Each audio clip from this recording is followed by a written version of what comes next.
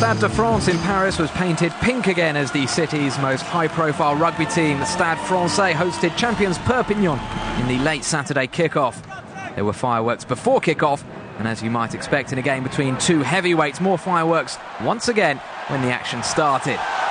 Jérôme Porrical had already given Perpignan the lead with a penalty when Stade Francais ran in the first try of the game following a well-worked set-piece. Lionel Boxis fed Mirgo Bergamasco, who had come round from the opposing flank. He spun the ball to Guillaume Bous.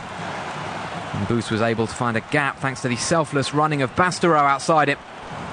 Bous eventually found Hugo Southwell, and the Scot touched down a terrific back move and the perfect start for Paris.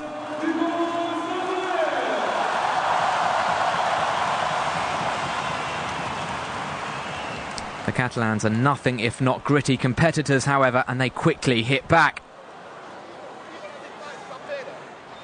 It was Nicolas Durand who scooped up Boxis' clearance and then surged forward.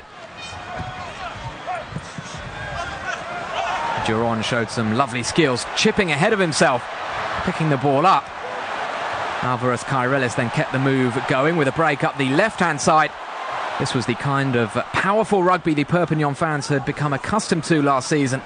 The move culminated with Maxime Mermoz breaking through, passing to Porrical. Unfortunately for Perpignan, Porrical couldn't quite collect that one.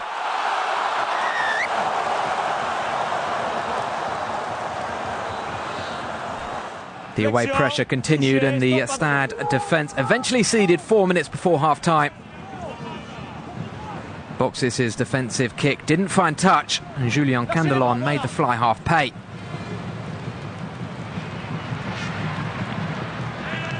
Terrific take here from Candelon. He then burst through on the outside before setting up Mermoz, and Mermoz ran the ball over. That was only the 13th try scored by Perpignan in their first 10 games of the season. It was nevertheless one to savour. Boxis' kick wasn't bad, but that was brilliant play from Candelon, splitting the Stade defence.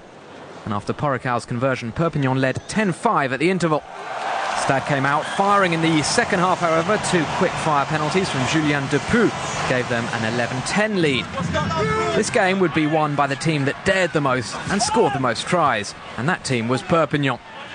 Depuy opted for the up and under here, but he made the mistake of picking out the strong running Manas, and the red shirts were on the rampage once again.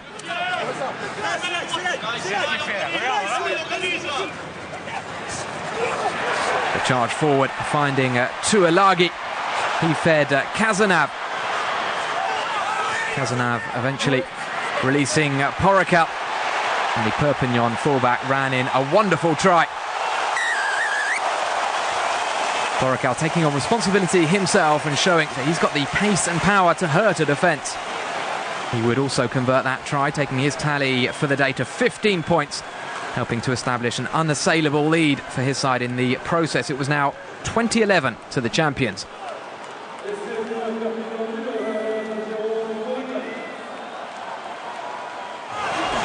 Another Depew penalty reduced the arrears to 6, ensuring a grandstand finish for the huge crowd in the Stade de France. Stade pressed and pressed, but Perpignan's defence just about stood firm. French international Pascal Papé picked up a nasty injury in this final rush, which ultimately came to nothing. It did look promising here, but Olschig dropped the ball just when it looked as though a winning try was possible. It was edge-of-your-seat stuff as the break was made on the right-hand side, but that mistake from Olschig ultimately costing Stade Francais the result. Beaten by Biarritz in their last match, this turned out to be a superb win for Perpignan, who started the weekend 3 points ahead of Stade Francais in 4th. The final score here as Perpignan celebrate a terrific victory. Stade Francais 14, Perpignan 20.